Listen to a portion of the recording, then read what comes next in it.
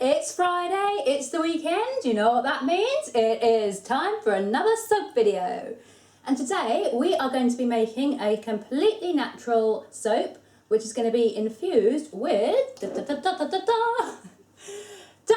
infused oil. Okay, this jar should be filled with our dandelion infused oil. And it was when I did the intro the first time. But somewhere, somehow along the line, I managed to delete the intro video. So we're having to record it, but we've obviously made the dandelion infused soap, so the jar is now empty. But I'm going to pop up a little photo of what it looked like when it was full.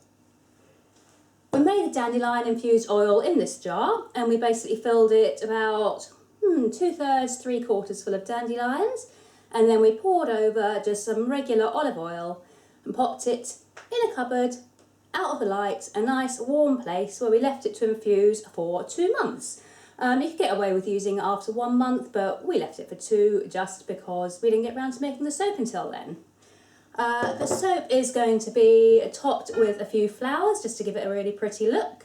And that is about it. Dandelions are really good for use in soap. They're really good for the skin. I'll be talking a little bit about that in the actual video. So come along, join us on this Friday soap making adventure. So first things first. No, I haven't got my gloves on yet. That is because I'm working with my dandelion olive oil to begin with. I haven't started the rest of the soap recipe. I haven't used my lye, haven't done anything like that. If I should be so careless as to spill this, the worst that would happen is I would get slightly oily hands. It's not going to burn me like the lye would. It's not going to cause me any damage. So the gloves are off for now. As I said in the introduction, this is some dandelion and olive oil infusion that I created. Purely about 3/4 of the jar full with fresh dandelions, tipped over some olive oil, left it in a warm, dark place for 2 months because it's now the 1st of June and I created this on the 5th of April.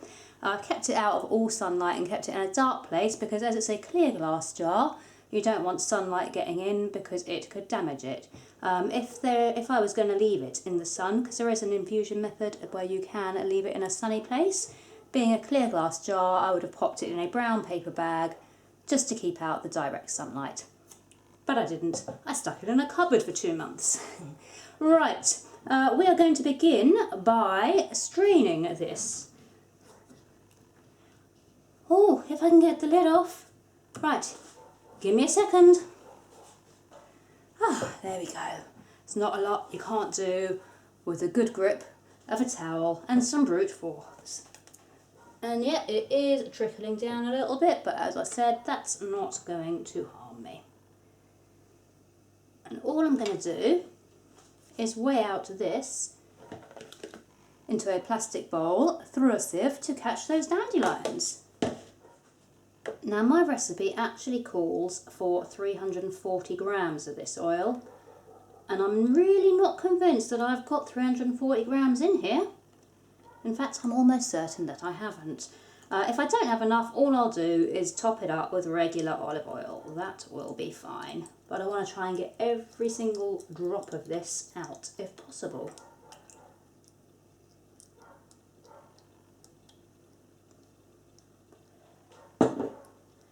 There we go, and I think I'm even going to go to the stage of actually squidging them a little bit just to get it out. And as I said in the intro, the benefits of dandelions, and I'm not going to pretend to be some amazing, botanical guru here. In all honesty, I have got Google up on my phone, just slightly out of shot to my left, and I'm now going to read you what it says about the benefits of dandelion skincare. Right, okay, so to paraphrase, because I don't want to completely rip anybody off in this, rich in antioxidants, apparently they've got anti-aging benefits for the skin. Dandelion extract can help to nourish it. Apparently it helps reduce fine lines and wrinkles, and tones the skin. Yeah. Oh, also detoxifying properties, and it'll get rid of the toxins that clog pores and give you those nasty little spots that we all get from time to time.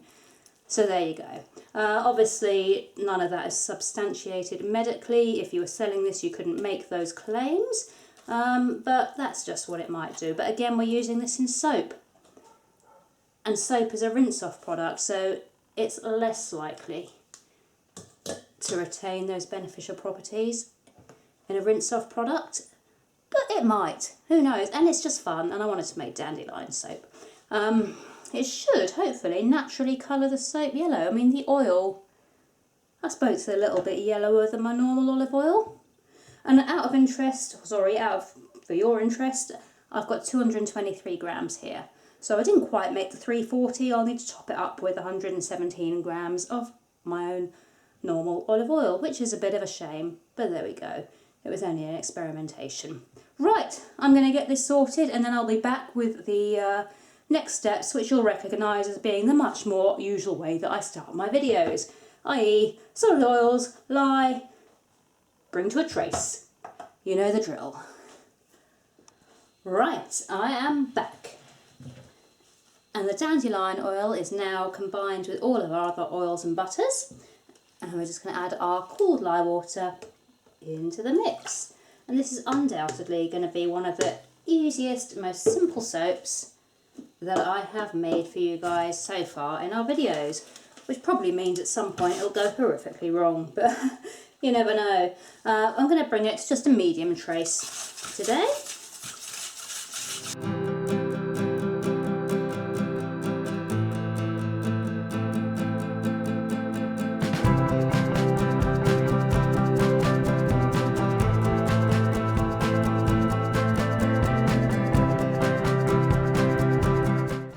So there we go, one medium to thick trace, and that is literally it for this soap.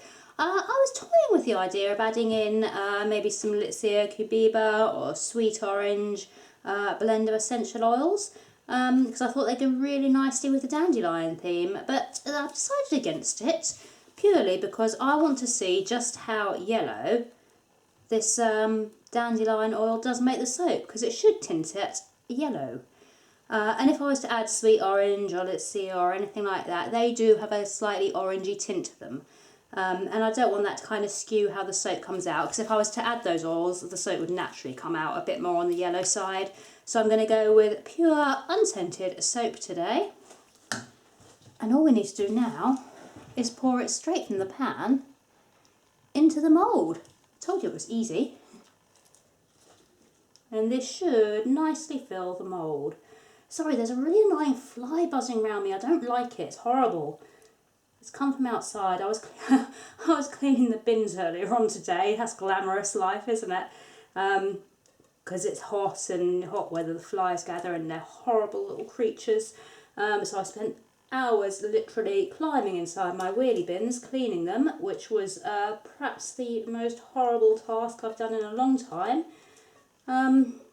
And I don't know if the fly sort of hung around from that or realised that I've disturbed his lovely smelly bin home, so he's now come inside the house instead. But either way, I wish he would just disappear off, because it's not nice. And once I've done this video, I'm going to engage on some fly extermination. Or, you know, perhaps I'll just release him back to the wild, open the door and shoo him out. We'll see. Let's just say I'm going to do that. I don't want to upset anyone on here. I'll release him to the wild, where he belongs, out of my house. Right. One dandelion soap, almost complete. I'm going to let it sit up for a bit, then we're going to come back, we're going to texture this top, and we're going to finish it with some flowers, just to go along with a nice natural theme. In an ideal world, they would have been some dried dandelion flowers, but when I decided that dried dandelion flowers would be a good idea and I went out looking for them, I realised that dandelion season appears to have passed, and I've missed the boat on that one, so it's just going to be some other pretty little dried flowers. So it's been setting up for a little while, and let me show you the flowers we've got to go on top first. We've got a selection here of dried rose petals. They're a little bit bitty because it was the very last bit in the bottom of the bag, but that'll be okay. We've got some lavender, we have got some cornflower, And we have got some calendula. I'm not entirely certain if we'll be using all of these on top of the soap. I'm in two minds about whether to use the lavender or not, but we'll at least be using the other three. But first, we are going to texture using this fork. And I'm basically just going to pull it up and away from me. Sort of 3/4 the way across.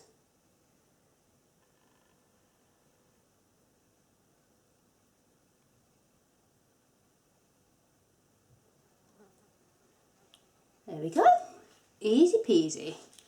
Kind of looks like lemon pudding, but don't eat it. And now I'm going to do what I shouldn't do. I'm removing one of my gloves. It's so hot and sweaty here today, and I just don't think I'm going to be able to pick up these delicate flowers with my gloves on. So I'm keeping one glove on, which again is sticking to me and it's horrible. One glove on for patting them down and one ungloved hand for sprinkling. As I always say, don't do this at home, don't take your gloves off, but there we go. That's the disclaimer. And I think we shall start with, let's start with some of the rose petals. And I'm just going to sprinkle them down at this side that I haven't textured.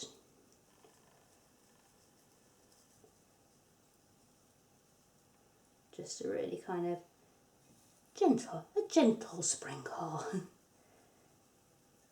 So they're quite bitty, but the colour is so intense. I've got some other rose petals upstairs that are less bitty, the new ones, but they're pale pink and they're not as nice.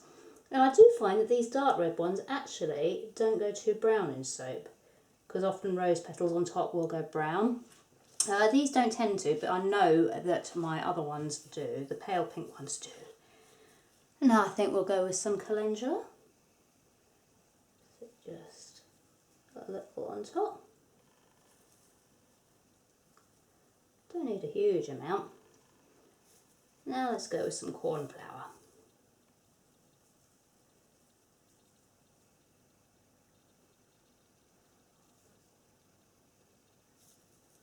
And there's no real right or wrong way to do this. I'm going slightly over the bit that I forked now, which is fine. And now the $1,000,000 question. Do I leave it like that? Or do I add the lavender flowers? I think I'm gonna go for it. Just a few. I'll do them along this edge here. Probably live to regret it and change my mind halfway through. I quite often do things like that. There we go. Our purely natural dandelion soap, uncoloured apart from the dandelion oil, unscented, and topped with a selection of natural dried flowers. We'll be back another day or two. We'll chop it up. We'll see how it's looking. I'll see you then. So here we are with the hardened, unmoulded loaf. And I'm not going to lie, I'm really nervous about cutting into this one because I've just cut another loaf that I made on the same day, and I measured out the ingredients at the same time. And that loaf has crumbled away, so I'm not sure why that happened, but if it was anything to do with the measurements, the chances are that this beautiful loaf is also going to crumble away. I'm really hoping that doesn't happen. Turning it onto its side for cutting so the flowers don't drag through, and I can't turn it onto its front because we will mess up the textured top. I'm going to try and cut into this one now and hope that it doesn't crumble away into nothing, because it's beautiful and I don't want to wreck it. Wish me luck.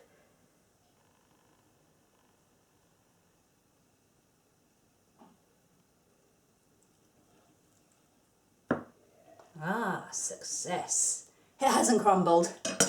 Thank God for that. Right, I'm going to chop the rest of this loaf now and then I'll show you the finished bars at the end. So here we have the completed cut loaf, which I'm pleased to say has not crumbled away like the other one we've just cut. There's not a lot to show you on the inside. Obviously we didn't add any colours or swirls or anything. The top has got the flowers and a little bit of texture. Thinking about it, it doesn't seem, to be honest, much yellower than any of our other soaps, so the dandelion oil hasn't made a massive impact. Obviously we used a little bit less than I wanted to. That olive oil at the beginning, we didn't manage to use an entire lot with dandelion infused because we didn't have enough dandelion infused olive oil. If we had, it might have made it a bit yellower, it might not. But yeah, to be honest, there's really not a huge colour difference between what we normally see when we cut our soaps that we've left uncoloured. But it's pretty, and it's got that dandelion oil in there, and we know that oil's in there, which is the main thing. So yeah, liking this batch, liking the use of the natural flowers on top. I think that's pretty. I'm going to give it a go in the shower once it's cured, which will be 4 to 6 weeks. I'll probably let it have 6. And then I shall have a go with it and see how it makes my skin feel. So 1 finished dandelion bar. Happy with how these have turned out. Flowers on the front. It really hasn't turned it much yellower than our normal bars, but again, if I'd used more dandelion infused oil and perhaps some dandelion tea, which would also be another nice thing to be able to use in the soap, then it might have turned out a little bit yellower. But I'm happy with how it's turned out, and I was so happy that in fact I even made a little soap dish to match. There we go, and I think that would make a really little sweet gift for somebody, so perhaps we'll do them in the future, but not right now, because we've got too much other stuff going on. Thank you for watching today. As always, if you like the video, please give us a like or a subscribe. That's always great. We love hearing your comments. Let us know what you'd like to see, what kind of videos you'd like to see, because we're always looking for inspiration and we want to make content that you guys want to watch. You can always visit our website, which is here, and you can always purchase anything if you want to. We have a discount code here. That is all, and next Friday we shall be back with another video. I think next Friday we're actually going to be uploading a soap fail video where it didn't go quite as planned, because we had a couple of people that have said, let us know when things go wrong. That bloody fly's back. Oh, go away, fly! Where was I? Yeah, a soap fail video for next week. The whole recipe worked well, but when it came to cutting, it went wrong. So that'll be next week's instalment, and we shall see you then. Bye-bye!